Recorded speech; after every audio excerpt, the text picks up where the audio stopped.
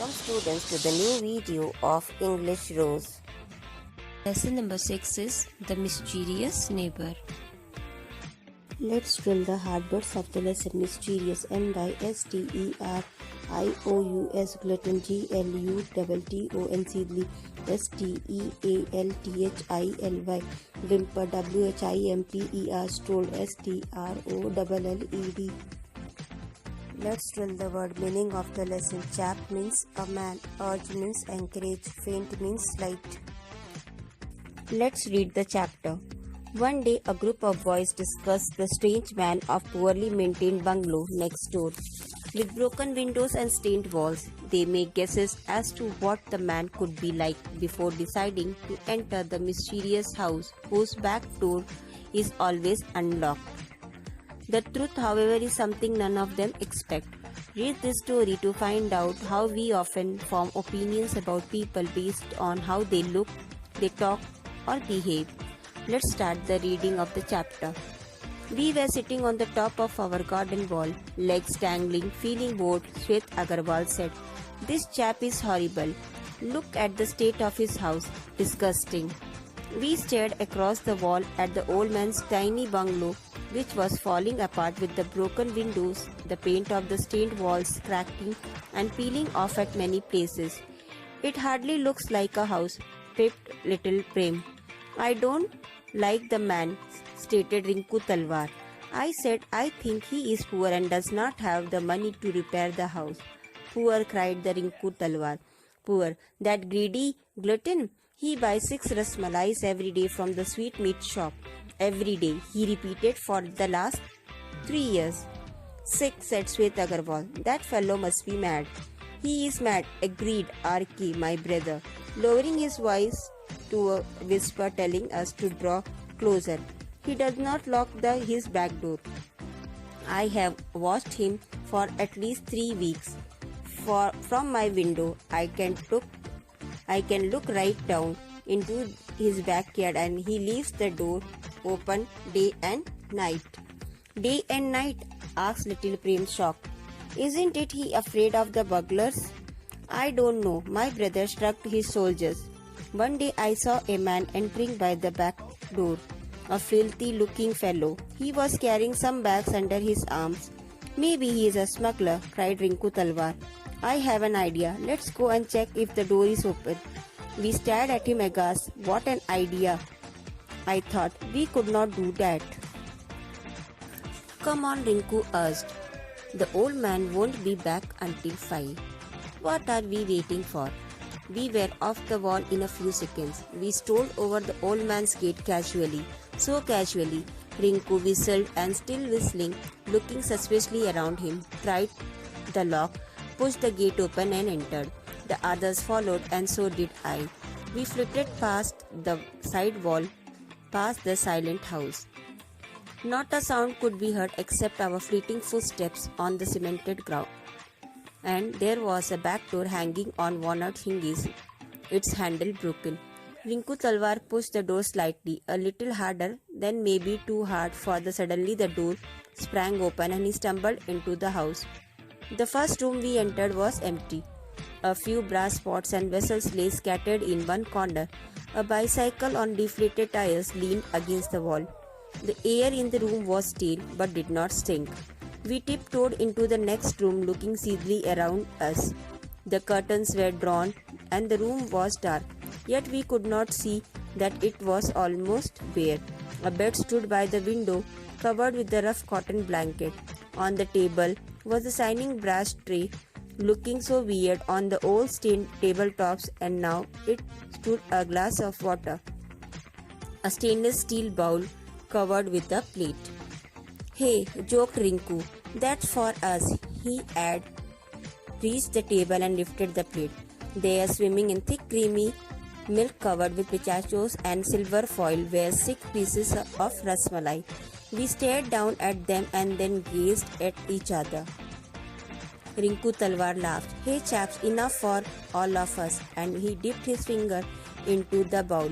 My brother nursed his hand, pushed him aside and said, "Leave them alone, Rinku." Then he pointed a piece of paper, stained and yellow with a standing up against the glass.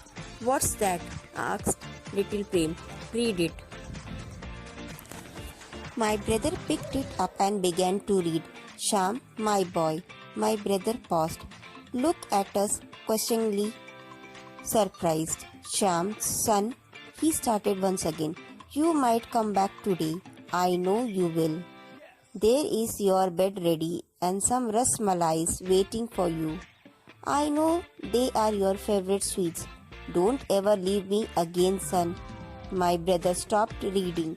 He swallowed and just could not read on. When he finally did, there was a cry in his voice. "I am so lonely without you." No one spoke. All of us stood motionless, avoiding each other's eyes. Suddenly, from behind me, I heard a whimper as little Prem began to cry. We walked over the old man's house in the evening. We knocked at the front door and waited. Finally, the door opened and the old man appeared, frowning down at us. He hadn't shaved that day and his grey hollow face was deeply lined. "Excuse me, please," said my brother hesitantly. "We have come to invite you to join us for dinner tonight. Just a few neighbors, you know. We live right next door."